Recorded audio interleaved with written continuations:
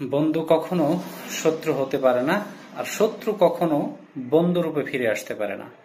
India আবারও প্রমাণ করলো বাংলাদেশের তারা কতটা বন্ধু, তারা বাংলাদেশের জন্য কতটা আপন। এই ফারাক্কার 109টি গেট খুলে দেওয়ার মাধ্যমে ইন্ডিয়া আবারও প্রমাণ করলো বাংলাদেশের জন্য তারা জাত শত্রু।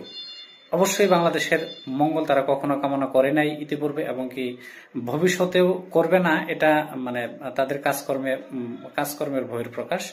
এই বন্যা কবলিত এখন যে বর্তমান পরিস্থিতি বাংলাদেশে চলছে, সেই অবস্থার কথা যদি আমরা বলি, বাংলাদেশের অবস্থা খুব বিশেষ কয়েকটি অঞ্চলের জন্য খুবই ভয়ানক পরিস্থিতি। এই ভয়ানক পরিস্থিতিতেও তারা ফারাক্কার 109টি গেট খুলে দেওয়ার মাধ্যমে তারা প্রমাণ করলো বাংলাদেশের জন্য তারা কখনো মঙ্গল হতে পারে না। অবশ্যই বাংলাদেশের জাত শত্রু ইন্ডিয়া কখনো বাংলাদেশের